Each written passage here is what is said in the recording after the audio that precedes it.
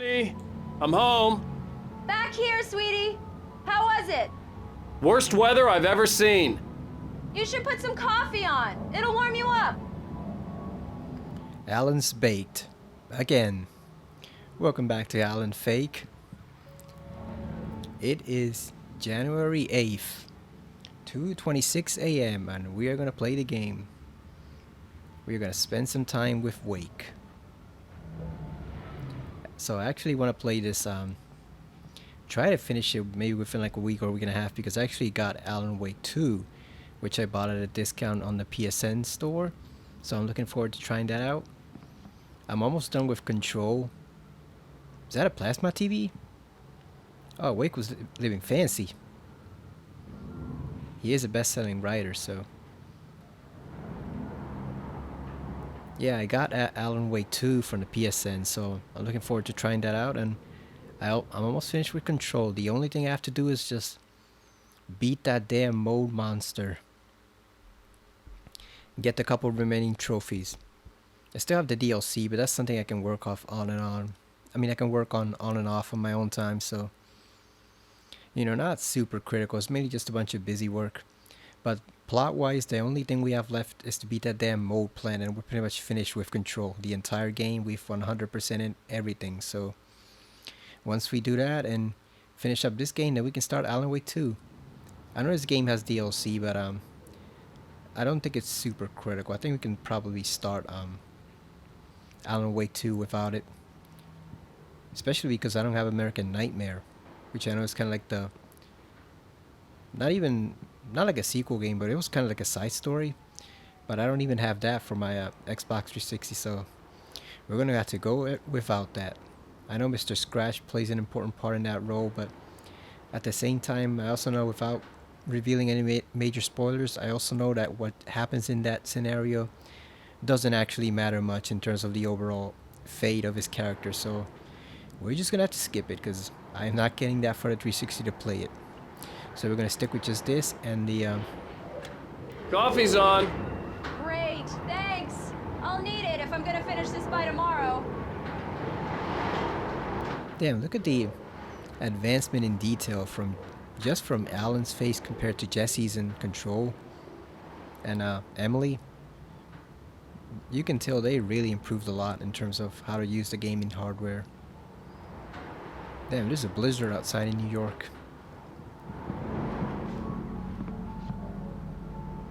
That's a nice picture. I wonder what Trench was doing at this time over in the FBC. What was Casper Darling doing?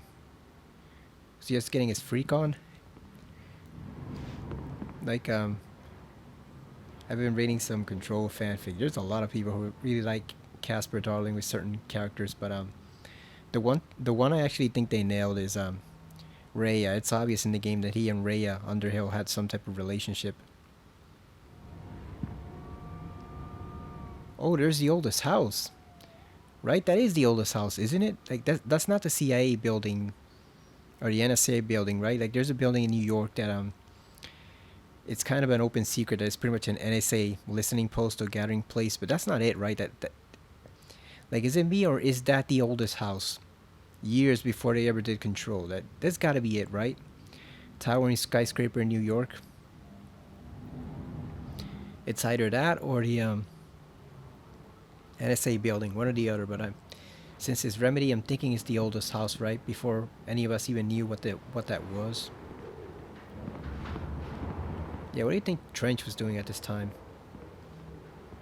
Being with his wife, I guess? Or was he even director? Yeah, I think he was director, because I think he took over for Northmore much earlier on. So yeah, I think he's already director at this time. Because this is what, like 2009? Oh yeah, those are the bulky flat screen TVs that they used to have. I remember seeing those in stores. I never got one, but I remember seeing them, how huge they were. And to think now it's kind of like a joke. What does he read? The Human Island? Peak? Not Twin Peaks, right? Snowy Hills?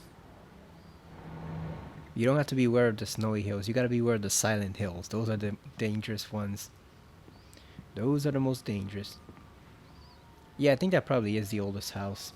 Because it stands out completely from all the other buildings. Oh, look at that, the headshots. Doesn't Mr. Scratch do some of that stuff later on? I know we got a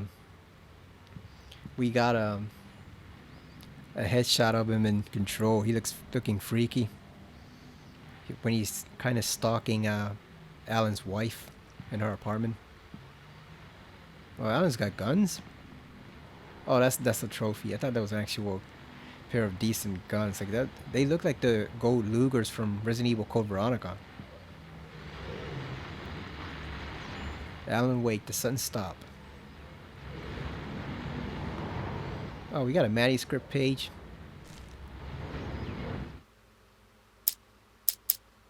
Oh, we didn't read the first sudden stop.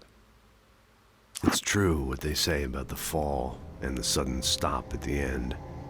I'd lain here in the snow while the lurid chain of scenes that had led me here kept playing in my head. A rerun of my own private snuff movie. A memory of my corpse. Alone at my own wake. Thinking in metaphors again. The femme fatale was gone. Only a sour taste remained of the kiss that killed me.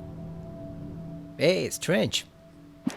Rest in peace to James McCaffrey. I barely knew him, but that sucks. Now that I'm really getting into the Remedyverse, now he's gone. From cancer of all things. That's awful. God damn, we've lost Kevin Conroy, James McCaffrey. Who else did we lose? Lost the Iron Sheik. Yeah, way too many celebrities to count. I know that's only 3, but it was actually like 30 or something, so we lost a lot of people last year. This was a late goodbye. 13 years after I'd gotten my revenge, it had finally caught up with me. It had been a long time to bear the pain. My blood painted the snow red. A gruesome slushy dissolved all the scattered painkillers and leisurely dripped down to the sewer, mingling with the bile of the city, becoming one with it. I can see them now, my wife and my baby. Honey, I'm home. So it had a happy ending after all, didn't it? Good story. Good story, Alan. Those 2 pages. Great job. He lost his family, but he got revenge and then he died. Story over. Yo, they had those scanning codes way back in 2009. I don't ever remember seeing them back then. I know we see them on pizza boxes now, and store receipts and everything. I don't remember seeing these back in 2009. Huh. Okay, so let's see. He's got the fall of Casey. We know that's Max Payne and basically another dimension. Because again, not to get too deep into Control spoilers, but there's a character there, Dylan Faden, who in between missions, if you go talk to him, he'll tell you about his dreams that he's been having. And one of them, I believe, is a dream about a detective who's fictional in their world, or this world, but it's actually real in another world. So that's obviously Max Payne / Alex Casey. Damn, he wrote a lot of Alex Casey stuff. Like, Max only got 3 games. Alan gave him 5 books. So Alex lasted a long time, I guess, in the actual Max Payne in the alternate dimension, because he only made it to 3 games. Alex has 5 novels. So he's got the fall of Casey. Obviously, that's the fall of Max Payne. That you don't even have to be a genius to realize that. The Things That I Want, and we got Alex Casey, just Alex Casey. That one reminds you of Alex Cross. What I Can't Forget, Alex Casey Thriller, and then Return to Sender. Return to Sender sounds good. Too bad we can't actually read those, right? Like, nobody actually wrote those novels like in Metal Gear Solid 2, where they actually wrote out Nastasha Romanenko's novel. Or not her novel, but like her book on the Shadow Moses incident. They actually wrote it down, page for page. That's an awesome thing to do, because they didn't have to do that. They could have given you fictional excerpts like they did in the demo, where you read the New York Times article on the best-selling book and you thought, oh, that's nice. They actually made Shadow Moses into a book. You know, Nastasha trying to expose the truth. And then you get the actual game and you realize somebody actually put in hours and hours of effort to write like a 143-page book about Shadow Moses in the guise of Nastasha. Now that is some dedication to building the game universe. Holy shit. That was what Kojima's team was capable of back then. Got a dirty razor. You should not leave your razor out like that or else it'll get rust. I was about to say him and her sinks. Him and her sinks. I was about to say hinks. Got a comb. A neat toilet. Well, these showers are... I've always seen them, the glass ones like these. I've always seen them in home improvement shows and movies, TV shows, and then like remodeling shows. I always see them and never been able to try one like this. So Alan... Oh, damn, he's even got a tub too. It's all clean. Alan lives the fancy life. It's not like Peter Parker over there where his toilet looks like he hasn't cleaned it in like 3 years. Spider-Man 2. He even says, do I need to light a candle in here? It's like, ew. And then he goes on about if he should ask Mary Jane to move in. And it's like, you're asking her to move into this pigsty? Jesus, you don't even clean. You got rotten food on the counter. You got garbage you haven't taken out in probably like 2 weeks. You're asking her to move into this piece of crap home that you've created. The continuing freezing rain and heavy snowfall have necessitated a winter storm warning in the entire tri-state area. People are advised to stay indoors as many roadways are already closed, and city officials are not expecting snow crews to keep up with the weather. We're now on the 3rd day of the blizzard, and the weather is not expected to clear up anytime soon. Yeah, Peter is a slob in that game. He's an absolute slob. And you can tell that the toilet is not just dirty because of mud and dirt, if you know what I mean. There are other sources for that grime that we will not touch. And Mary Jane probably would not touch either if she had to clean that shit. So, yeah, Peter's a slob. Miles should definitely not learn from him in that regard at all. But they were mentioning about the snow. That's actually a problem here in Philadelphia. He was saying that they're in New York, so he was saying that the crews are not expected to keep up with it because it's so strong. The problem in Philadelphia is they never keep up with it, even when it's not strong. You know, we don't get a lot of snow and ice nowadays because obviously global warming killed that from. But back when we did get snow and ice, you would have mountains and mountains of snow on the sidewalk for weeks because nobody wanted to clear it out. Nobody wanted to actually go and throw out the salt that melted, so it just stayed there. Restaurants didn't do it, stores didn't do it, homeowners didn't do it, so you were just basically blocked in everywhere if you had to walk to places. It was horrible. While I do miss the actual snow, I don't miss that, you know. Oh, hey, I just finished those cover mock-ups. They're on your desk. Tell me what you think. No Oh, kidding. that's cool. I didn't think you'd get them done this quickly. On occasion, I can perform all sorts of miracles, my dear. Oh, really? Well, you seemed to think so last night. Hey. So Alan knows what he's doing. He's actually taking care of business, unlike some men in the real world. We don't know where he's looking to, right? Those are tight jeans. Yeah, what I was saying, global warming isn't really a blessing, obviously, because it has destructive influences on the planet, but I don't miss the mounds and mounds of snow and ice that would just be left laying on the sidewalk for weeks at a time. I do not miss that. I was about to say that's cool. She actually helps us out with his novels and the profile shots. That's pretty good. How did this get here? Aren't these things altered items? How do we have one years before going to Bright Falls? They're haunting us back in time. Look at those profile shots of the Alan Wake model. I forgot what his name is. Isn't he some sort of Norwegian guy? Or Swedish, something. I know he's a Scandinavian. He's not the voice. Dr. Darling is the voice. But this is the main dude, the guy who was dancing on stage at the Game Awards. He's grown his hair out now. I guess to match Well, I'm not gonna say what happens to Alan at the end of this, but let's just say he's probably gone insane. But by the time Alan Wake 2 starts. Okay, so we talked to her, but oh, we actually have to look at the examine mock-ups. What's in here? How dare you close that closet door so that we can look at it? Okay, so she said examine the mock-ups, but where? Where are they? They over here? Nope. Oh, those are nice jackets. I've worn one of these jackets for men.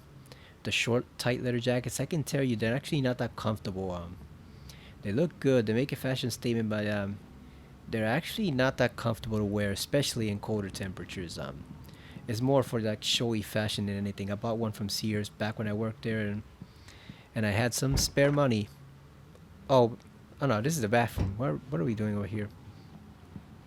Yeah, oh, there they are. So, I bought one of those mini leather jackets, the one for men. And I can tell you they're not that comfortable.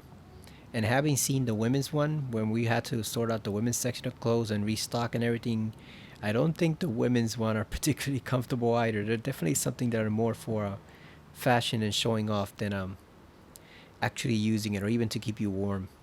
Because it's also like a very delicate balance for the temperature. If you use it in certain temperatures, it's too warm, and then if you use it in other temperatures, it's not warm enough. So These look really good. Oh, sure, until Barry gets his hands on them. Which, by the way, will happen over my dead body. The last time was the last time. Oh, and speaking of Barry, he called. Alan! Alan, please check the fuse box. I'm right here. I'm on it, honey. Please hurry. why are you panicking? It's not like we're actually gonna go anywhere. Like we're stuck in the apartment. It's not like the building's gonna fall down if you don't activate the fuse box. Really? Come on. I really don't like this, Alan. Please hurry. Jesus Christ, woman, what are you doing? Honey, it's a power outage. I've got the flashlight. Okay. Oh no, the darkness is coming. The eternal darkness. We're gonna have our ancient monsters trying to eat us and drive us insane.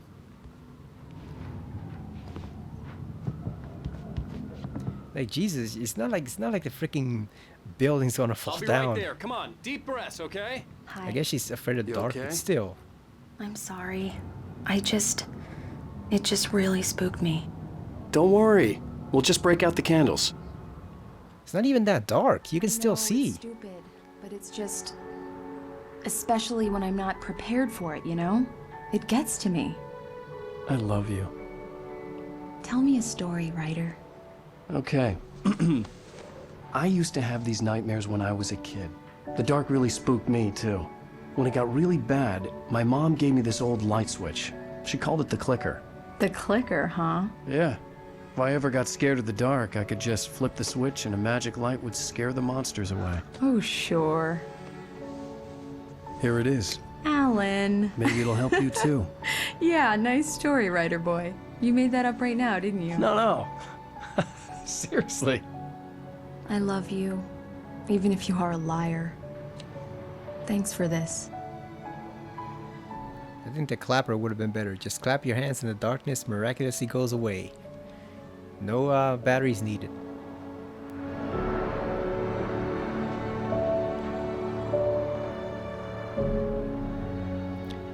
Boy, she cannot go into the oldest house because there was a file. How do you feel, Mr. Wake? Oh, wait a minute. Any Oh, wait a minute. Nausea, disorientation, anything like that? Mr. Wake, how are you feeling? I'm okay. My head's fine. I had to lie about my headache and memory loss. He'd send me to a hospital for tests. I couldn't leave without Alice. Very well.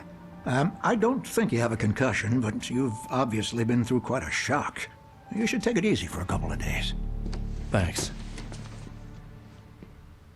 So he's playing it smart. Well then, Mr. Wake, we're done here. If the pain gets any worse or you experience any other symptoms, you should come see me. I'll let you get on with it then.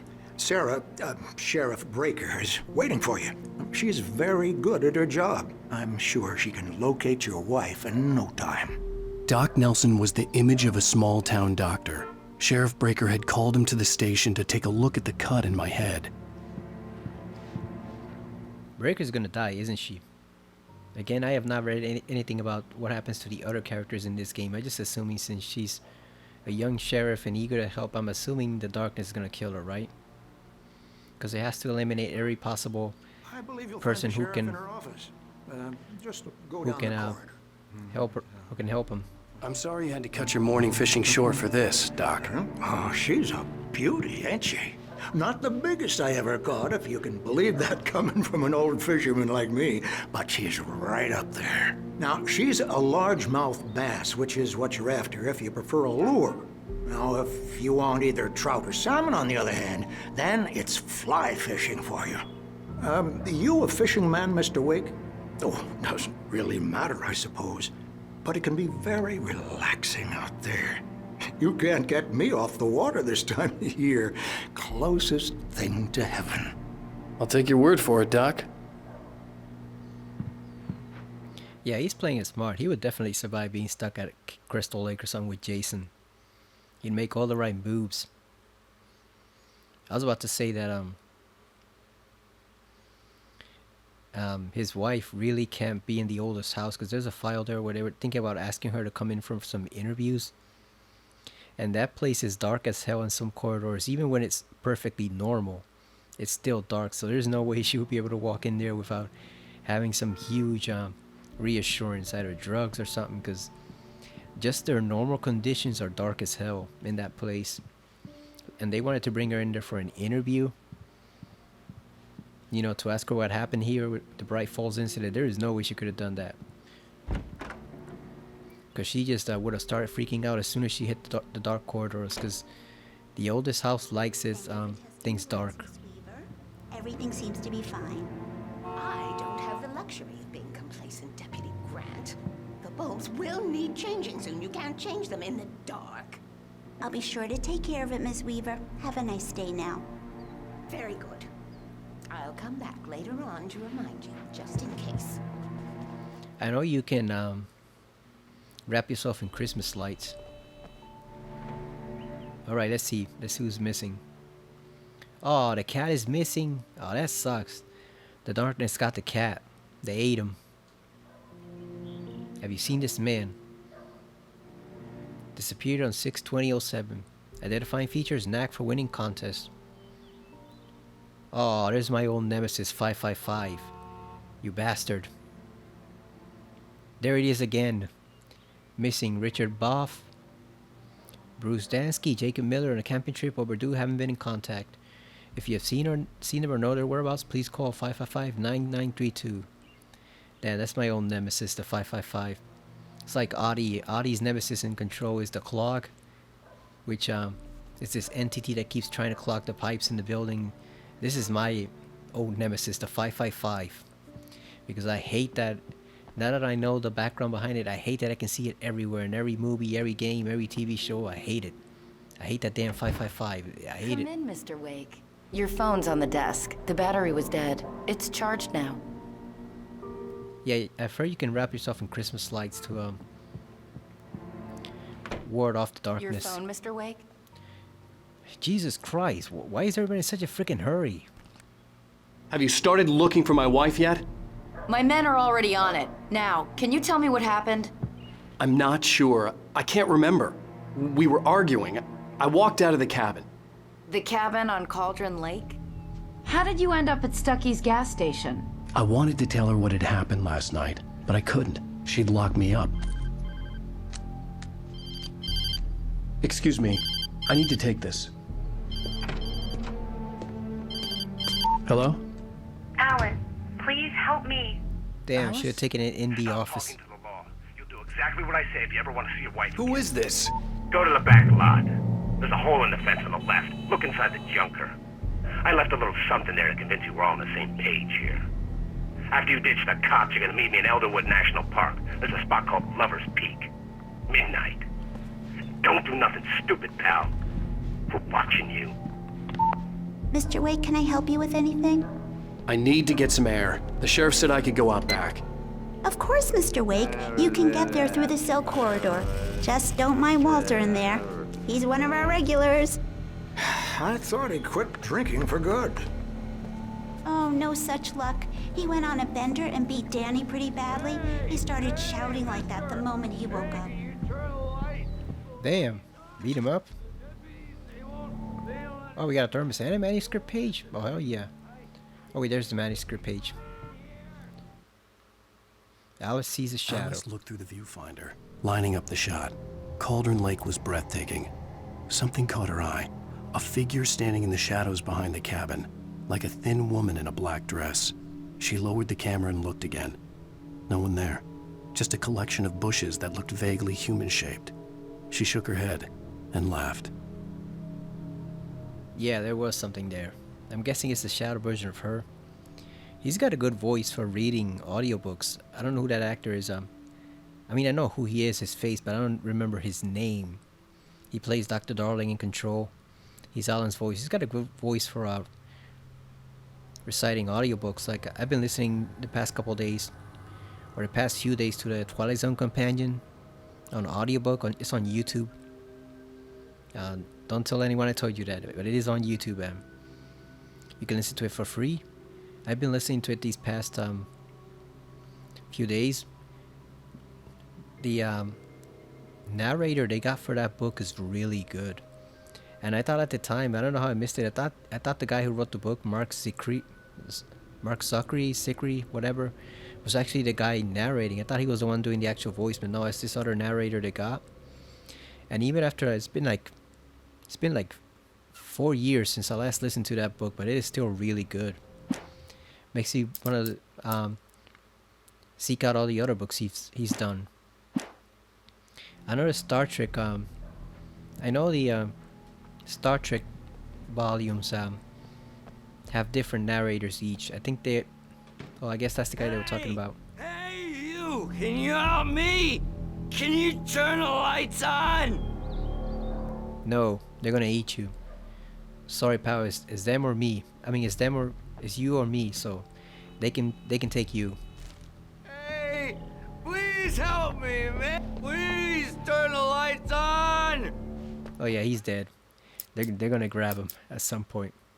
But better him than me, right? Better him than me. In spite of its human mask, to describe the Dark Presence as intelligent would have implied human qualities on something decidedly inhuman. Nonetheless, it found the one spot in the diner that was dark enough. Some light spilled into the corridor, ravaging it. But it took the pain. Horrible as it was, the writer would soon fix that. He would be coming to the one place where it still had power. I'm not sure that's quite true. I think we've seen perhaps the first faulty line of thinking in Alan's writing is that intelligence isn't just human. Obviously, animals have intelligence. You know, they have varying degrees of intelligence, and some animals actually have better intelligence about certain things than humans. They can sense things that we can't. They know stuff that we don't. So, yeah, I can kind of see how the Dark Presence might start to manipulate him a bit, because that shows a bit of arrogance right there, thinking that intelligence is human. And no, intelligence exists in all forms in the natural world. You know, even plants are intelligent to some degree. They know where they have to grow, how to get nutrients out of the soil and stuff. So, yeah, intelligence is not just human. And obviously, if gods or presences like the Dark Presences exist, then they would obviously have intelligence. Isn't that the whole point of Silent Hill? That the town is basically self-aware and intelligent, and you don't know if it's like a combination of spirits or a combination of gods or people's thoughts or all three, all of the above. I always go for all three because it seems the most accurate. But yeah, like the town overall as a fabric has intelligence, so it's not just a human thing. And if you play Control, then and you read up on the altered items there, the artifacts, you'll realize that the altered items themselves have a bit of intelligence. So yeah, that's definitely showing a bit of Wake's arrogance right there, thinking that intelligence is a human quality. It's not. anything that's living and have some form of intelligence, not just human beings. The early morning light hurt my eyes and made my head ache. The man on the phone had said, go through the fence on the left. That fence? Oh, look at those old-fashioned police cars. We don't even see these anymore. This is what, for like the 1970s, 80s, pretty much. That style of car. We don't even see those on the road anymore over here. I'm sure some small towns have them, but not Philly. The caller told me to find a hole in the fence behind the police station. There was something for me in an abandoned car. Yeah, we have the newer police vehicles over here. Well, folks, it's been another long night, and it's about time for me to sign off for a while. God knows I need my beauty sleep. Just one more item before I go. It's been a busy night for the sheriff's department. We've had a few broken windows, even a report of shots fired on Main Street. Deputies Mulligan and Thornton had to deal with two intoxicated young men who were celebrating the completion of their Deerfest float. Now, folks, we get this every year. I know it's exciting that the big day's almost here, but let's save it for the party and leave the gunplay for the shooting competition, huh? There's no point in getting all worked up yet. I'm guessing the shots were echoing from the dark place, right? Those are the ones we were taking at all those freaks. They just bled over to the real world.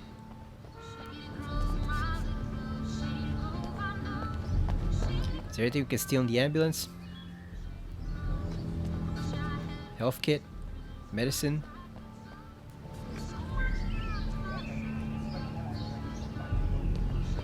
Yeah, so I know the Star Trek is 2 volumes covering the whole series. I think they have different narrators. And I think the second volume is written much better than the first. I've read mixed reviews about the first, but I want to track down and see it. One, if it's the same narrator as the Twilight Zone, because if it is, then that should make it a lot better. And 2, oh look at that, give me that Sparta kick, hell yeah. And 2, what other books has he done? Because he has a really great driver's voice. license had been placed on the front seat. The caller meant business. I'm guessing that's Hartman and his cronies, right? That son of a bitch, who also shows up in Control. The kidnapper fired his gun one last time, and the shadow vanished into the darkness it had come from. See? Nothing to it, Wake. The thought of Alice in his hands was revolting. We stood on the wooden platform of Lover's Peak, the waterfall on the mountain behind us, the lights of the radio mast blinking red in the heights above. I fought with the urge to take a swing, force myself to speak. Let's cut the act now. Where's my wife? So this is interesting because it seems like he's already written out the whole experience here. He just doesn't remember. He's forgotten it for some reason. Kind of like James over in Silent Hill 2. He doesn't remember what he did, so it's slowly coming back to him. But it does bring up the question, which, again, I hate to keep bringing up Control, but they ask it there too, like, how much in control is he of everything that's happening right now? And how much of it is his own power, and how much of it is this place? You know? Like, does he write stuff and automatically it happens, or does he have to be in like a certain place? Does it have to be only certain stuff? Like, does he have to weave? Like, I think he said in the DLC that he has to use existing people that he knows and settings that he knows to make it work. Otherwise, it won't work. Does bring up some really interesting questions. Ow, thank God! Where the hell have you been? I've been trying to reach you for a week, you and Alice. I've been worried sick. I flew out yesterday. I'm here in Bright Falls. Barry, listen to me. I'm at the sheriff's station. Come and get me. I can't talk now. Al, what the hell is going on? I had to get the sheriff to let me go. I needed to get to Elderwood National Park to meet Alice's kidnappers. I've always hated that nickname Al for Albert. I don't know why, but I guess it's because primarily it reminds me of Al Bundy. Now I can associate that name with anyone but Ed O'Neill's character. So now whenever I hear like a woman or a girl referred to as Al, it bothers me. They did that in Step by Step. It bothered me there. It bothers me when I see people use it in writing. I don't know, I just can't think of Al anymore without thinking of Al Bundy from Married with Children. Like, that was a good show, but yeah, that name is permanently ruined for me. It has to be Albert or Alex or Alexandra or something like that. I can't think of Al as the nickname because my mind just automatically goes to Al Bundy.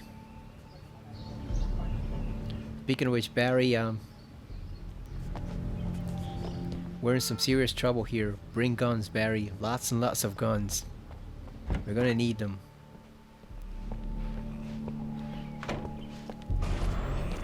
A writer is oh shit. Reveals the world of his story from darkness, shapes it from nothingness.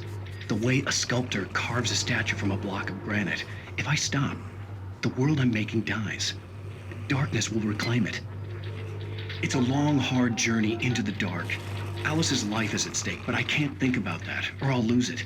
The dread lingers at the edge of perception. I'll push on. Anything is possible here. I'll write the story. I'll save her. Yeah, he's in the Twilight Zone now. And this guy is probably dead the next time we see him, because those monsters they're just gonna eat him literally. Should we switch it on or not? Marvelous, Sarah. I just wanted to settle all the damage the Anderson brothers might have inadvertently caused on their recent and regrettable little outing. They are not accountable for their actions, of course. I can assure you that my staff has been reprimanded. Tor and Odin never caused any trouble to anyone when they were still living at their farm. Oh, those are the musicians. The old gods of Asgard. Slow down the progress of their dementia. Yeah, I get the feeling they don't have dementia. They're just slightly crazy from what they know. You know, I was gonna leave the light off, but you know what? Let's not be cruel. Let's give them a fighting chance. You know, maybe they won't kill them automatically. You know, let's give them a fighting chance. And if they still kill them, oh well. At least we tried, right? Let's give them a fighting chance against the dark place. Are you feeling any better, Mr. Wake? I'd like to leave. Am I free to go? Well, we still need to talk about... Am I under arrest? No, of course not.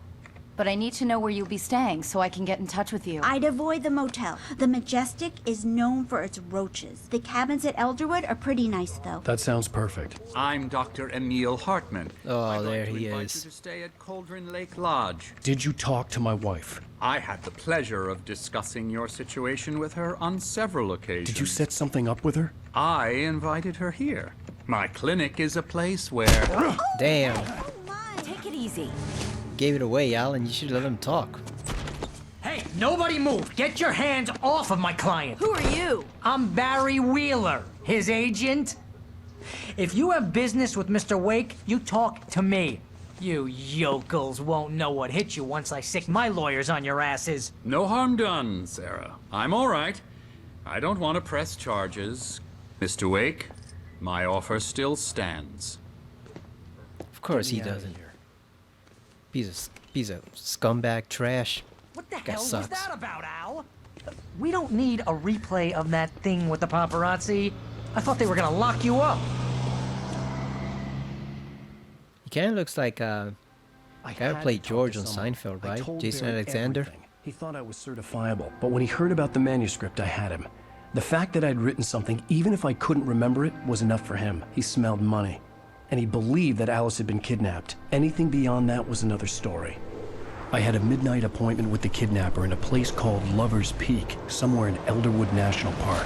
The plan was to rent a cabin. I don't like it, Al. I don't like any of it. It's not good. In fact, it's the absolute opposite of good. Mr. Wake? I don't like his voice though. Barry, you found him. Sounds like a New York sleaze. Wow, I was just thinking about you too. Great. I was just bringing Rusty some coffee. He's on the balcony, looking after Max. Poor thing. I really need to go. Great to see you again, Mr. Wake. Later! Who's Max? Is that a dog? Cat? What an airhead. Jeez, Mr. Takes a swing at everybody. This is not her fault. She's a very nice girl and, more importantly, a fan. She even has a fan site dedicated to you. Oh. Yeah, that's not nice, Alan, but at the same time, yeah, she seems a bit obsessed with him. So this is 14,000 years old from the La Brea Tar Pits, 1981. Bucktooth Charlie, Colombian mammoth. I really hope they bring back the woolly mammoths before we all die. I'd like to see one of those hairy elephants in person, or at least see it on TV or something. I know they're trying to do it in South Korea. Wish them luck. Because, yeah, they really don't know what killed them. They know humans killed a lot of them, but what killed the other things? So, if they could bring them back, you could figure out potentially how to save the modern elephants. So, it's probably actually important work. Plus, like, who wouldn't want to see a hairy elephant in a zoo? Come on. Or a nature preserve, whatever. Just don't give them to Russia, because they'll probably kill them all Al, again. What you were saying in the car? Just listen to yourself. What, you shot a guy and his body just disappeared? When was the last time you slept? What, are you high? Have you been drinking? No! Look, Barry, I'm missing a week, and someone's got Alice. Do you and everything's just... understand what it sounds like when you say stuff like that?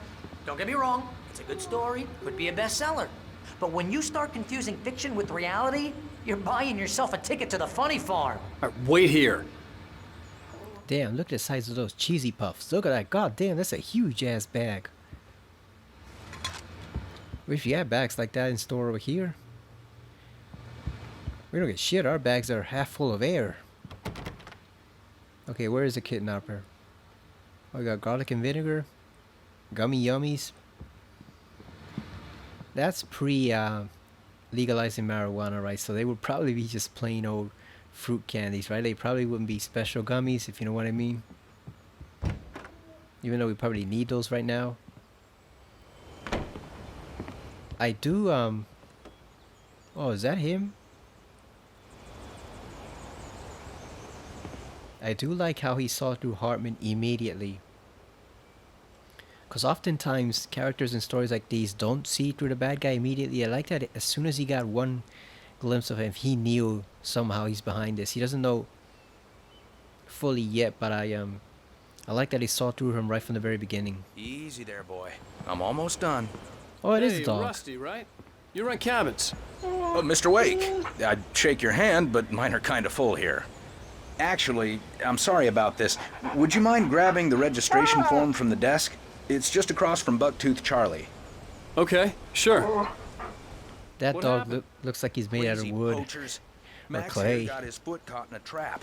They're illegal to use here. Hell, you're not supposed to hunt within the park at all. But that doesn't stop some lowlifes. Well, at least Max is gonna be okay. He got lucky. Oh, Max wasn't... is still groggy from the shot I gave him, and I'd rather not leave him alone just yet. The form's on the desk across from the mammoth skeleton. Alright, let's go before he says something else. Wasn't he the dog that was missing? Oh, so the dark monsters didn't kill him. He just, he was just caught in a trap. Seriously, Al, So you he's can't okay just go and meet a kidnapper. for now. Those situations always end up in disaster. You gotta talk to the cops. I don't think that would help Barry, the kidnappers here, and leave with the devil. I don't think the cops can do. I don't think they can do much against that. Let's have a laugh on Barry. Well, you had me going there real funny, Al. You can quit it now. Barry, shut up, before I throw you into the dark place myself, you freak. I changed my mind. I'm hoping they kill him, because he's starting to get annoying. With that nasally laugh and that voice, ugh. I hope they kill him. Or better yet, maybe he turns into some monster and we can kill him. There you go, here's your form. I think this is the form you wanted. And here are the keys. Okay, you're all set, Mr. Wake. Glad to have you staying here. Thanks. Can you tell me how to get to Lover's Peak? Oh, sure. It's at the end of the nature trail. Just follow the paths, you'll get to it eventually. It's an easy walk. Nice spot, too. That dog is the uncanny valley. He just does not look like a dog. Just keep your eyes on the radio mast. It's right below that. Oh, and hey, if you take a walk in the woods... Oh yeah, there it is right there. Don't end up like Max. I guess I'm a little worried. We got a bunch of campers out there we haven't heard from. It's not like these people are on a schedule, but with the traps, well, you know. I just don't want any trouble. Right, thanks. Have you seen a guy with a hockey mask, about 6'5", wearing a green shirt and gloves, carries a machete? He might have some answers about where those campers went. Look, Al, you're asking me to believe that you shot a dude who went poof into thin air, a guy who was bulletproof until you pointed a flashlight at him. You hear that from people who end up spending time in padded rooms, strapped to their beds, wearing white shirts with too long tangled up sleeves, and eating a healthy diet of pills. Al, you make cruel jokes about people who believe that kind of stuff. You're the skeptic. You gave me an hour-long lecture on homeopathy last month. What was it? If there's no proof, it's pure bullshit. Period. Guess the laugh's on me then. Al, come on! I mean, okay. Okay, maybe something weird happened to you, okay? Well, thanks for the heartfelt vote of confidence. All I'm saying is you gotta throw me a bone here, best. Yeah, that guy's gonna be a liability, for sure. Definitely not the person you want on your side in this situation. Al. Al? We should go to the sheriff or call the FBI. Damn it, Barry, they'll kill her! This is not a goddamn debate, Barry. I'm going to Lover's Peak. He said to come alone. Okay then. I understand. You're my best friend and I'm worried that you're not right in the head. Tell me what to do to help and I'll do it. You stay here, and if I'm not back by morning, call the cavalry. Oh, come on, at least take a gun. Just be careful with the natives, Al. These yokels are dangerous. Everybody hates a tourist, or it'll be deliverance all over again. Oh. Bless you. You know what happens in that movie, This right? place is trying to kill me.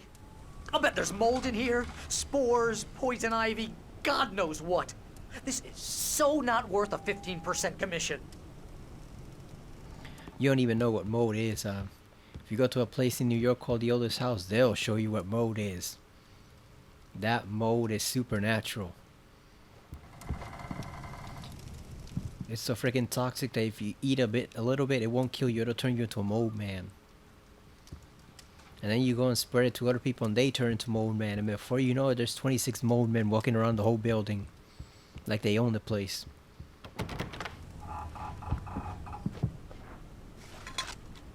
I gotta laugh at the fact that one of the reports in Control said somebody spotted Alan Wake collecting coffee thermoses. Like all the details they could have fixated on, they chose to fixate on the fact that he was going around collecting thermoses for no reason whatsoever. Someone even took one to the FBC. They had it in his own padded cell. Talk about a padded cell, right? They had a thermos in the whole cell, I think.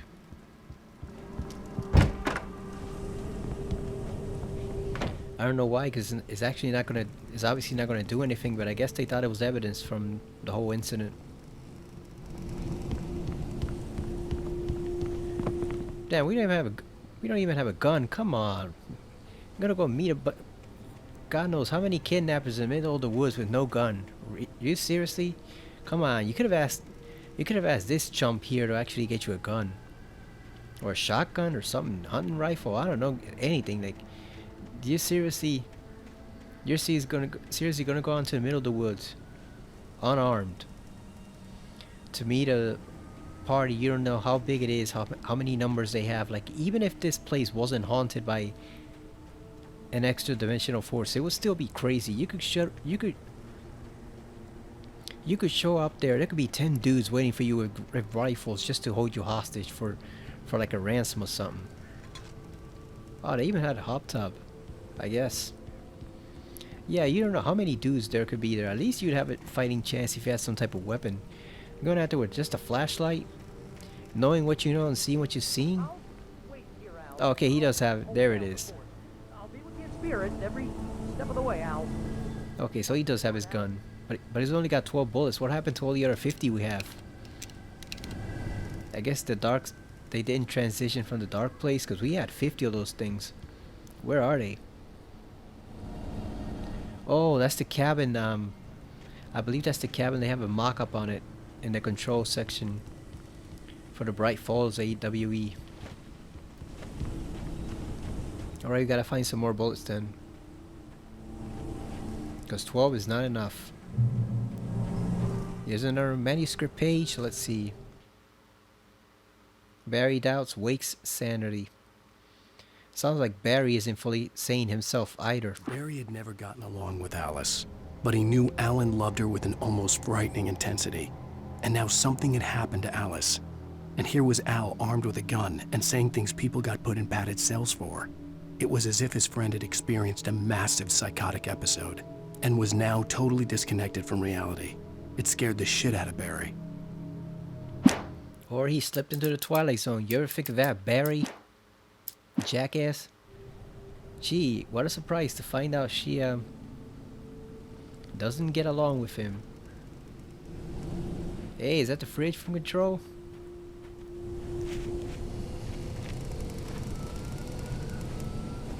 Oh, do we have something in here? Really? Barry had the keys to the car he rented. Wasn't a long walk to the visitor center, and it wouldn't be any use to me in the forest. How convenient. We can't drive the car.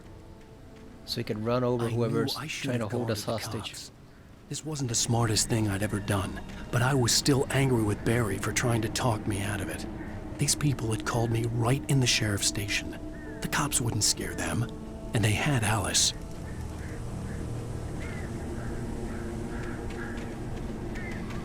Yeah, you've only got, what, like 2 police officers there? Not even counting the old lady at the counter? Like, what the hell is that gonna do against these guys? Especially since, if you know anything about Hartman, you know what he is, so... Yeah, that ain't gonna do shit. 2 cops against that. That ain't gonna do shit. But still, we should bring more firepower. We should have brought at least 50 bullets, not just 12. Gotta be ready to put some bullets in some asses when the situation demands it. The hell's in here? More thermoses? Oh, this is gonna be a little hiding spot, isn't it? When we have to run from the creepy stuff. Welcome back to the show, folks. As promised, our very own Dr. Nelson has just parked his rear end in the studio. Doc, what's your Deer Fest plan like? My plan? Here we go. Bullets. Nice. Than I ever seem to manage.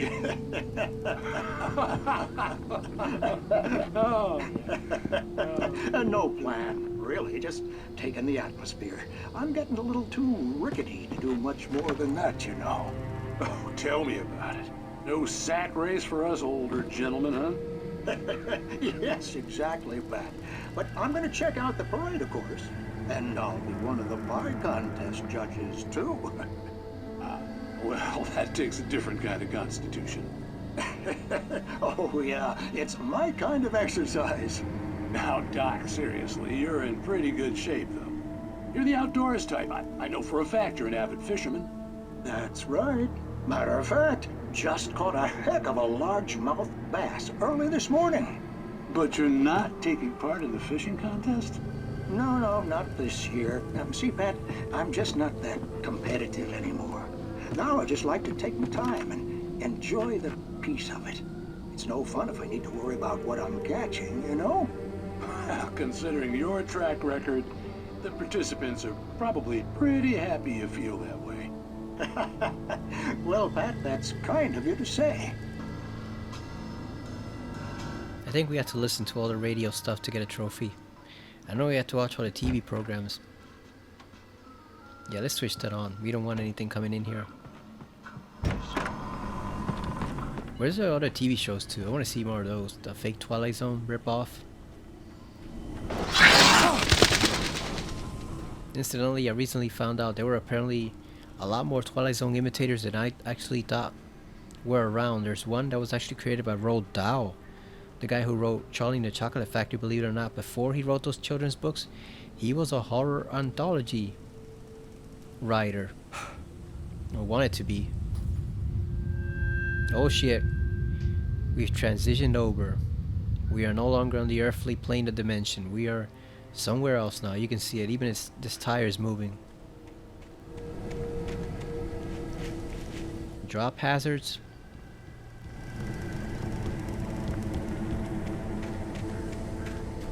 So balcony, is the whole balcony just gonna fall off?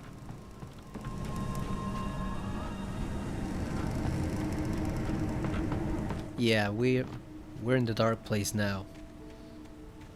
Cause it seemed like the whole ground shook.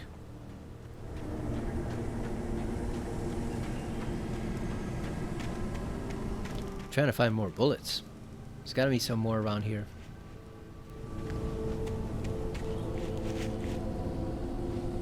Okay, so it said head for Lover's Peak, but like I said, we're trying to gather resources first. See what's in here. Oh, come on, Alan, you can't climb that, really? If we go around this ledge, are we gonna fall off the mountain?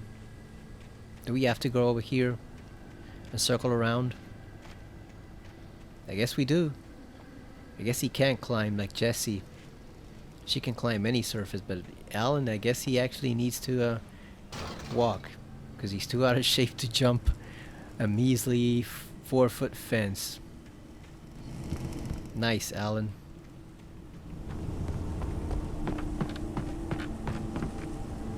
Let's give it the old Sparta kick.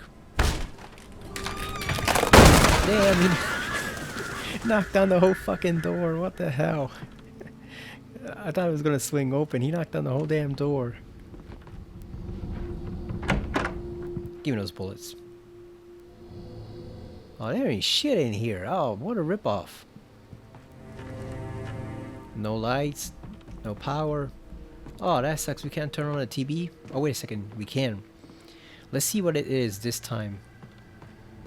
Yeah, I found out two other Twilight Zone type ripoff series that are apparently actually on YouTube. I gotta check them out. One is called like, I think it was like One the Beyond or something like The Beyond. Open the Beyond, I don't know. It was some British show. And then there was also another one that was also a British show. And apparently they had some pretty good episodes. Nothing classic like Twilight Zone, but apparently they actually had some effort put into them. So I gotta check those out too. Conspiracy of Faith. Is that part of Thomas Zane's? No, that's Ray Richards. I thought maybe Thomas Zane wrote those books. Let's see what it is this time. You think it's gonna be aliens? Vampires? What do you think it's gonna be? Mad scientists? Alright, here we go. Twilight Zone ripoff. Night Springs. Punishment. The cancer and cure of civilization. But some crimes are impossible to punish. Especially in Night Springs. Oh, it's one of those shows. I get it. Tonight's episode. The morality sermons, which Rod Serling was famous for. Rod did a lot of those in the Twilight Zone. Alright, here we go. He's a weird one. Let's see what it is. You're confessing to killing that guy, huh? Why?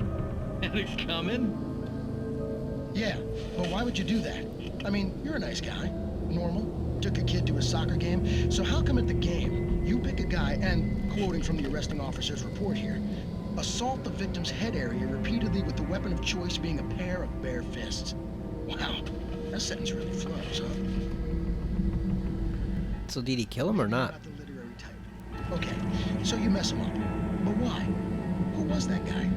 We couldn't ID him. Why would a guy like you do him like that? I didn't like his face.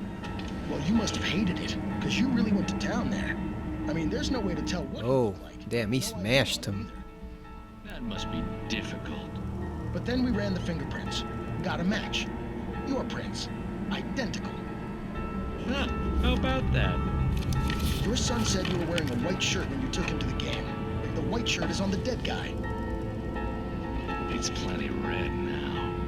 You won't get away with this. Do you really think that's in any way relevant to me?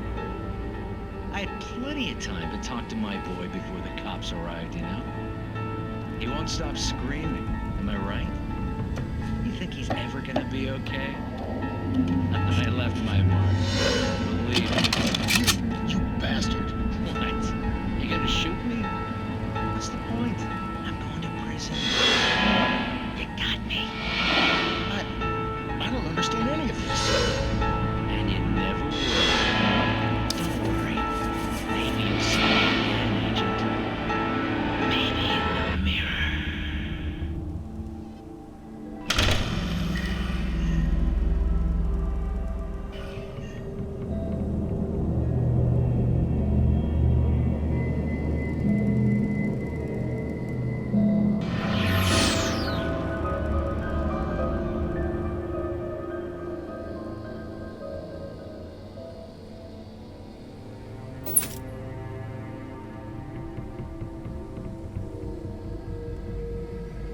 That sucked. What the hell was going on during that scene? I don't get it. What the fuck was going on during that segment? I thought they were gonna give us some narration at the end, but no, it just faded to black. That can't be the only part, right? There's gotta be more to that one than that. That cannot be the only segment. Like, what did it even mean? What does it mean? Oh, that was bullshit. Yeah, that is definitely a Rod Serling ripoff of the bad kind. Like, what the hell was even the point of that? So the... Oh boy, there's the crows. I'm guessing they're infected since they react to like the flashlight. Oh yeah, definitely infected. But like, what was even the point of that? So like, the guy killed the other guy who had his face. He had his fingerprints.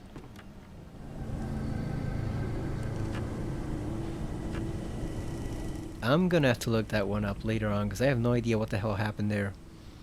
And then the guy who was, I guess he was from the police, right? He was trying to interview him, or was it some guy who just caught him?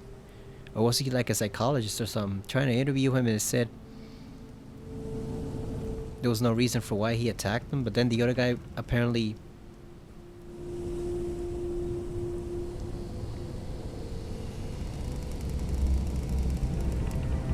like the son said the dad was wearing the white shirt, but I was red, or no, he was wearing the red shirt. I didn't like his face, so I'm guessing, this is just a theory.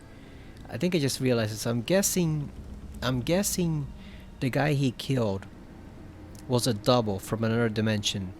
You know, an alternate, a duplicate. Like E-Sedge in Control, where you see her duplicate as an alternate of Jesse, just reversed backwards. But I'm guessing it was basically a guy from a parallel universe who was there for whatever reason. Or I guess that maybe they didn't switch because they were both in the same place at the same time. But I'm guessing they met somehow, and the other guy was a psychopath. He was like the opposite of the guy who died, and since he didn't like the fact that he has the same face, so he killed him. So now the investigator can't figure out what happened, and since the guy's an asshole, he's not willing to tell him. So now the investigator's just gonna wonder about that for the rest of his life, not realizing what exactly happened.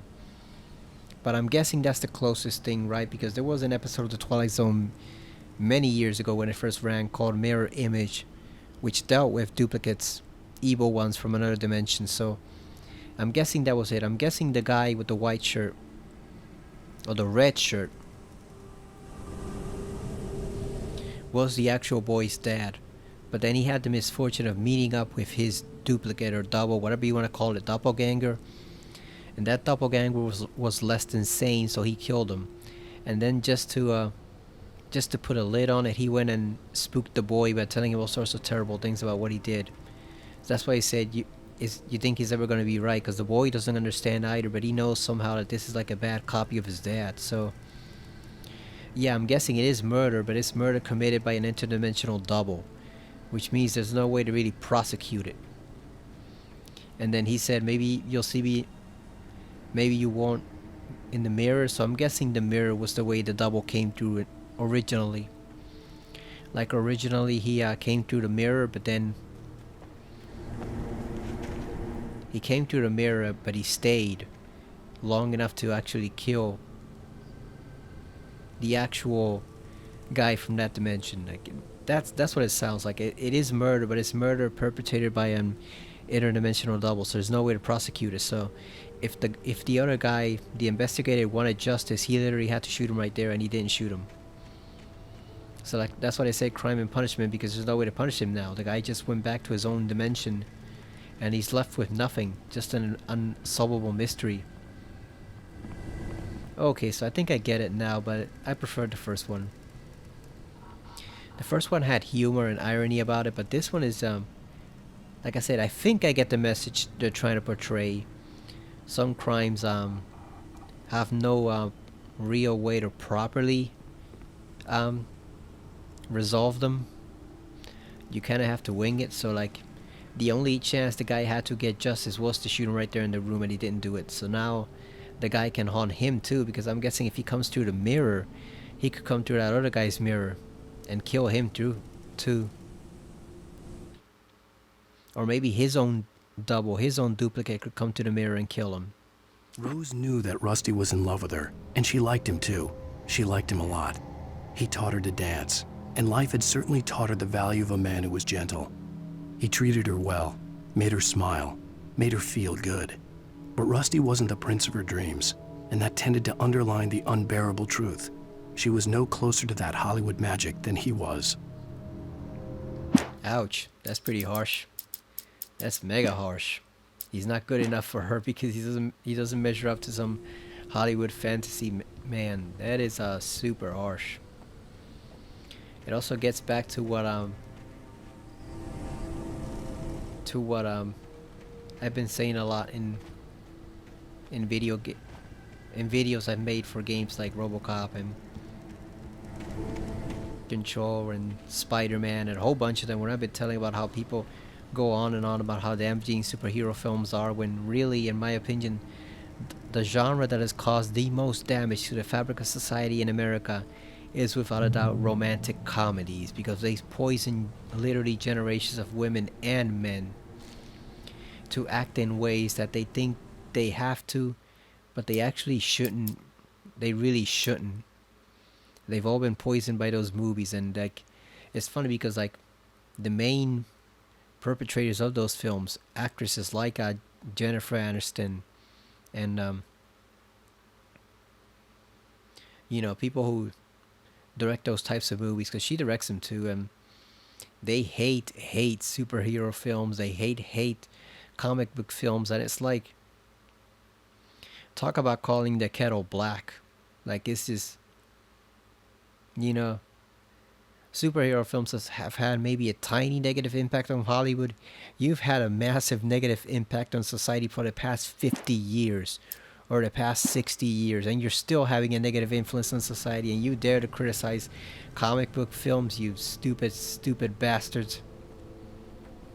I'm sorry, that was uncalled for, but yeah, like, I hate those. Like, it's not even because I'm a man. Like, there's been a few genuinely romantic comedies I enjoyed. One of them was Under the Tuscan Sun, which is more of a drama than a romantic comedy, but I enjoyed that one.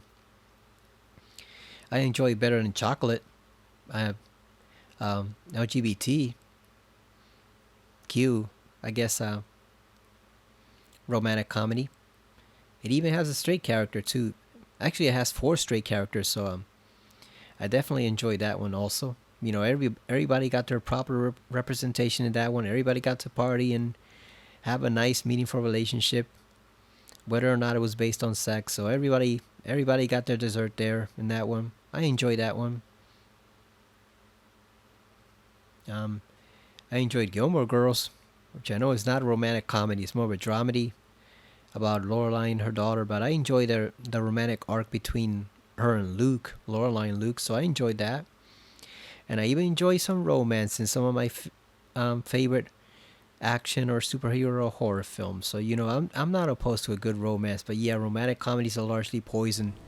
And it's funny to see how much the actors and directors and actresses involved in those films complain on and on about superhero films and comic book films, and meanwhile they're putting out the most piece of crap shit imaginable that just does nothing but poison generations of people with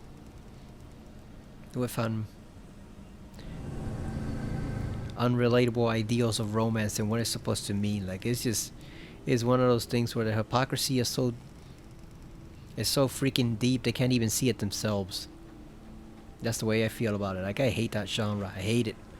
Meg Ryan, that was the other actress. Meg Ryan, Jennifer Aniston. Like I said, I hate those films. The vision left me weak. This was no head injury. Oh shit. The darkness is coming. Damn. Oh yeah, Rusty was dying. The Let's air read in the that one. visitor center was heavy with an awful smell, as if some rotten drowned thing had crawled up from its grave. Rusty kept coughing blood. My eyes were drawn to the twisted shape of his broken leg. The attack had been vicious. Max whined in his cage. Rusty's eyes were wild with fear and terror. He gasped. Mr. Wake, it happened just the way it was on that page. Oh damn, they're coming for that dog. We gotta go save Max. Rusty, hang on! And I guess put what's his name out of his misery, Rusty. Because he's gonna be turned by then, isn't he? He's gonna turn into some monster. Yeah, we gotta go save Max. We gotta go save our dog. But first, let's... Oh, fine. Does he die? I mean, he's obviously gonna die, but does he die sooner if we don't get close to there? The ranger's office was locked. I'd need a key to get in. Okay, so we can't go in there anyway. Alright, where is he? Hello? Back here. I'm back here. Hey, please help me. Oh, I thought that was a giant monster over there, twitching in the shadows. Oh, hell. It happened just the way it was on that page. I found. Came true. It knew. So dark. It'll come back for me. You must... The lights. In the office. I have the key. Okay, Rusty. Hang on. I'll be right back. Give me your flashlight. This couldn't be far. Rusty had found a page from the manuscript. It would help me understand what had happened. Oh damn, they messed up his leg real bad. That's gonna need some braces or something. God, the uncanny valley on that dog is uncanny. Like, god damn, that does not look like a dog. That looks like some type of bizarre Muppet playing to be a dog. Like, look at that thing. That does... Good boy. I swear, man, if that freaking dog turns into a shadow monster, come on. That is not a dog. That it literally looks like a Muppet trying to act like a dog. Alright, let's go. The only way to make sure that Rusty was safe was to get the power running and the lights back on. So where do we go first? We go over here. Let's get our thermos. Our all-important thermos. You don't do anything, but at least they'll count for a trophy. Alright, we got 30 bullets. What can we kill with that? Oh, there's another manuscript page. Let's check that one out. The visitor center was sturdy, but the impact turned the front of the building into splinters. Rusty was thrown across the lobby like a rag doll and hit the far wall hard. It didn't hurt until he tried to move and saw his leg bend the wrong way, felt the broken rib stabbing him on the inside. Rusty howled in pain and fear, suddenly afraid to die alone. Also, Rose was in love with him. I thought, for some reason, I thought Rusty was the old guy back then at the sheriff's office. So no, Rusty is this guy, the ranger. So I'm guessing Alan Wake's fan is in love with him, but I mean, she knows he's in love with her. But since he's not a perfect fantasy man, she doesn't really appreciate it.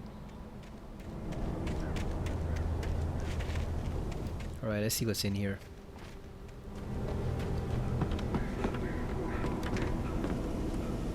Come on, unlock the door.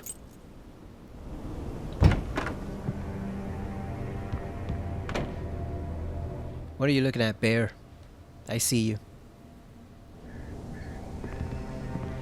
They're gonna get Max too. He's gonna turn into a shadow monster. There's no way the dog's getting out of here alive. I already know where this is going. At the last instant, I changed direction and threw myself down. The axe splintered the trunk of a tree. I stumbled into the pool of bright light. My lungs burned. I was too exhausted to move. I tensed as I waited for the killing blow, but it never came. I raised my head. Nothing moved in the darkness beyond. For the moment, bathed in the cold light, I was safe.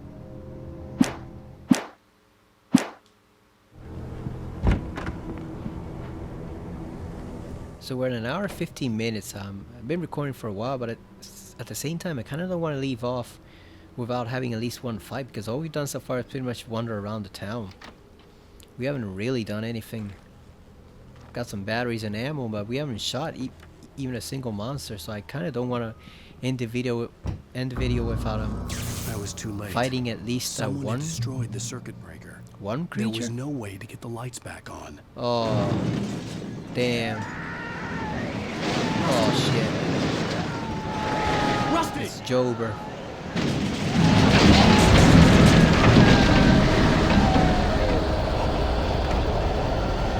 I'll save you, Rusty. Hopefully. The ground was covered with oily patches that looked like liquid darkness.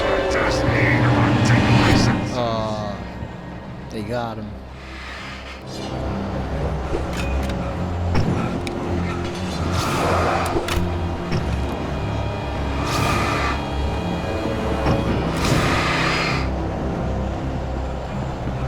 Do it slowly so that the battery doesn't drain. God damn, forgot. Oh, we got him. Got him.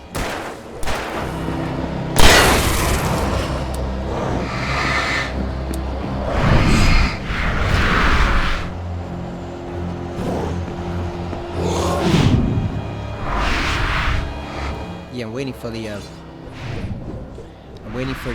flashlight to recharge. I gotta conserve the battery power. Oh, really? Gotta be that way, you son of a bitch? There you go. Gotcha. Yeah, take that, stupid shadow monster. We avenged Rusty, but unfortunately, I think, I don't think that's gonna do him much good anymore. I think he's beyond help at this point.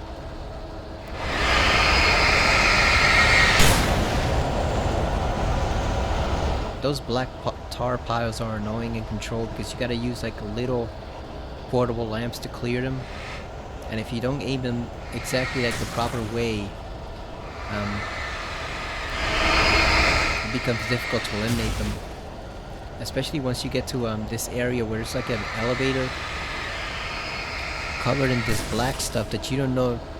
It makes you think that you have to clear the elevator, and no, you actually, your goal is actually just to get down and restart like this lamp that's mounted on a train. But the way they built it, it makes you think that you have to take this portable lamp down to clear the black stuff. And I kept taking that lamp down like 15 tries, and it kept breaking because there was a huge ton of dark stuff in the elevator, like in the elevator shaft. I didn't realize you just had to go downstairs and like activate the train to activate the light. I thought you literally had to bring the portable light downstairs to clear the elevator, because that's what you've been doing the whole time. Whenever you see a black pile of goo, you just clear with a portable light. So I thought, oh, you gotta clear with the light just like everything else. No, you don't have to clear with the light. You have to activate the light on the train. I was like, god damn it, I wasted like 25 fucking minutes trying to figure out how to do that thing. Something had torn a mammoth-sized hole in the wall.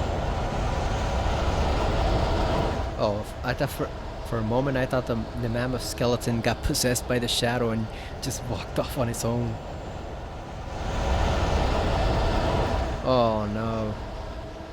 They got the dogs. Don't feed the animals. They got Max. Oh shit, what did they do to you, Max? Fishing is only permitted for those visitors who purchase a park fishing license. Alright, where's this asshole? We gotta avenge our dog. Where is he? We gotta avenge him. Oh, there he is right there, you son of a bitch. Come on, you piece of trash. Oh, it's Rusty. Oh, he turned into a... Wildlife closer than 25 yards. Pets must be leashed at all times. Never leave your pet unattended. Oh yeah, we got the Matrix dodge. It is law to remove any natural objects or historical life. Yeah, this is gonna look bad if they find him with his corpse in there. This includes even walks you may find along the river Or even simple berries!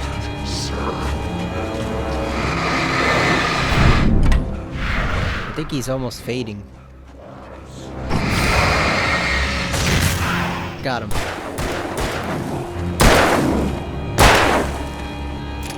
Well, shit. He's tougher than we thought. Yeah, you take that axe. Oh yeah, we got a trophy. Nice.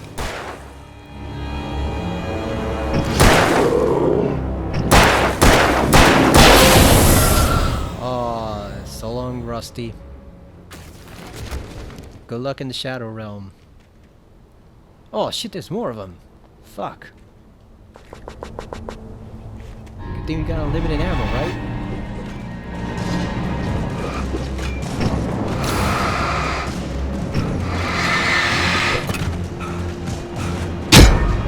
Really?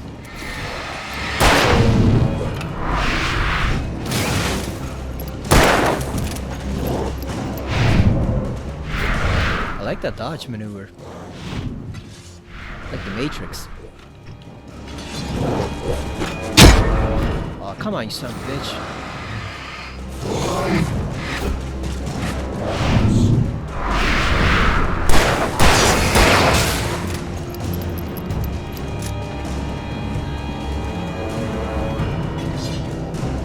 Yeah, I don't want to use up the batteries quickly, so we're just gonna keep circling around until it recharges on its own. Oops. We might have pushed our luck a little too much. Hit it with the light.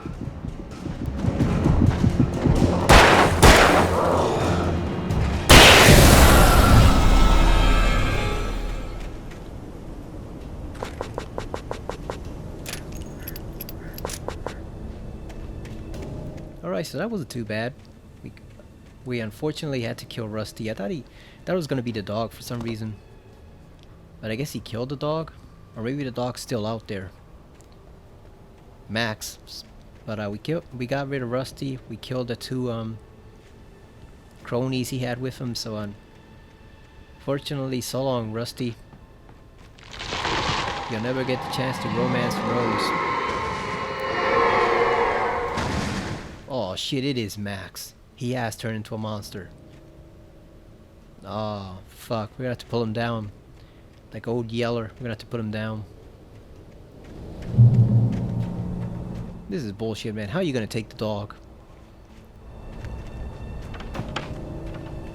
Even the hiss didn't affect dogs in Control. I don't know if that's because there were no animals in the oldest house, but come on, how are you gonna possess the dog? Trying to Stephen King it, you know? I guess trying to do like what happened to Cujo. Well, a lot of people think he got rabid, but well, he did get rabies. But also, if you read the novel, supposedly part of it is that he actually might have gotten possessed by the spirit of the serial killer that died in the same area. So it wasn't just rabies; it was rabies and the combination of the serial killer that actually did him in. That's why he became so psychotic. Up until that time, Cujo was just a good dog that tried to, like the I think like the summary for the book says, like Cujo was just a good dog who always tried to do right by his owners. And isn't that heartbreaking? But yeah, people think it's just because he went mad with rabies, but no, it was actually rabies and being at least partially possessed by that serial killer spirit that actually turned Cujo into the monster that he became. It wasn't just the rabies, it was both of them. Because we all know all those small towns in Stephen King stories are all haunted. They're all bad. They are all haunted and full of creepy, you know, stuff that can easily destroy you. Let's see how much we found. Found 19 pages. Got 16 out of 100 thermoses. Got the signs. TV shows found 4 out of 14.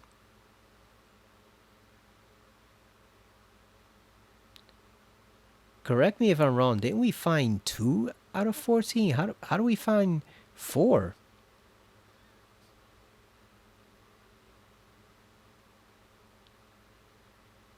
Yeah, how do we find 4? Like, we've only watched 2 TV shows, and what happened to the other 2? Yeah, because what were the TV shows? You can't check either.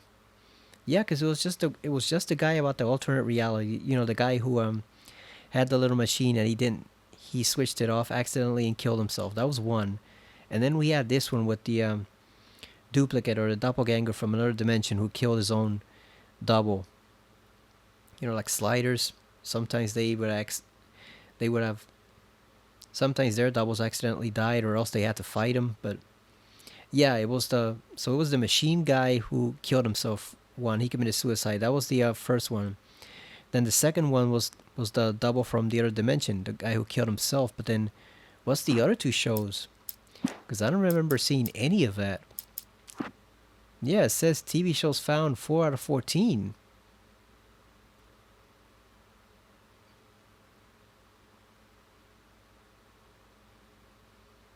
I do not remember seeing that unless they count them differently. Like, I guess maybe each show counts as 2. Or it has like 2 episodes. But that doesn't make sense because the first one, damn, this is a Night Spring video game? I wonder what that's like. But yeah, it doesn't make any sense. Because, in the first one, it was very clearly complete story. It was only like 4 minutes, but it was very clear, complete. Like, the guy demonstrated his machine. The students were skeptical. He tried to demonstrate it again, but he accidentally unplugged the switch and then he killed himself because he thought he was in a safe bubble and he wasn't. So it was a complete story, and you even had the narration at the end. So yeah, that's just two shows. So where's the other 2? I guess we'll find out later, but that's kind of weird. That's kind of odd because we've only seen 2 episodes. So what happened to the other 2? Huh. Guess we'll find out then. Okay, this actually seems like a good stopping point. Like I said, we mainly just did exploration around the town. We talked to the sheriff, talked to our old buddy Barry, who I must admit is becoming insanely annoying. Like, I actually hope the dark place kills him, because he is one hell of an annoying sidekick. Like, ugh. Annoying and grating and even slightly creepy. So yeah, I definitely hope we get rid of him. We unfortunately lost Rust. He got turned into a Taken. We had to take him out. We took out these 2 cronies too, but obviously Max is still missing, which means the elephant in the room is probably the boss we're gonna fight soon. Like, I imagine we're gonna fight a boss because you're seeing the forest shake. We're hearing all sorts of stomping noises and all that stuff, and he even said like a mammoth-sized hole in the cabin was left by whatever was in there. So I'm guessing Max. I don't know why, but since Rusty is such a dog's name, I keep thinking of the dog as Rusty. No, the dog is Max. Why didn't they do it the reverse? Why didn't they name the guy Max and then the dog Rusty? That would have made a lot more sense. That would have made much more sense than what they did. But yeah, I'm guessing Max is out there transformed into some sort of horrible monstrosity. We're gonna have to fight him next with our little pea shooter revolver and our flashlights. So, oh boy, let's see how that's gonna go. Especially since we only have 11 batteries and trying to run around and conserve them because I don't want to run out. But yeah, I get the feeling we're gonna have to use 1 or 2 batteries on Max. Cause I don't think that's, if he's as big as he seems to be, I don't think that's the type of creature you take out with just 1 flashlight battery and a few revolver bullets. I think it's going to take a lot more effort than that. So when we come back next time, hopefully after having finished Control, hopefully by that time I would have finally finished Control and gotten rid of that mode monster once and for all, because that thing pisses me off. That thing infuriates me. And I know I could just cheat and go into the options and put on the immortality code so that it doesn't do any damage, but that's no fun. I want to beat him naturally. I don't want to beat him having cheated the hell out of him by, making him unable to harm me. He can't do any damage to Jesse. I want to actually beat him in a fair fight, but he's just so powerful and full of so many one-hit kills. It is just annoying as hell to fight him, but He's literally the last story thing we have left. Like, that's the only part of the story we have left. The freaking mode monster. So hopefully once we take care of that and finish with Control, we can come back here and pick this up. Because I want to finish in like a week or two so I can start Alan Wake 2. Especially since I still have to start Dead Space 2. So I also got to finish either RoboCop or Spider-Man 2. One or the other, so we can actually get started on Dead Space 2. I mean, not Dead Space 2, Dead Space the remake. You know, Dead Space 2.0. Basically, the remake from last year, which I hear is really good. So, even though I already know everything that happens in there, I still want to play it for myself. So, we have to finish either RoboCop or Spider-Man 2, one of those. We have to finish this. And we also have to finish Resident Evil 2, which I've been playing. So then we can get started on Alan Wake 2 and hopefully Dead Space the remake from last year. So we will do that next time. Thank you for watching, and I will see you again next time on Alan Wake Remastered on the PS5. See you later.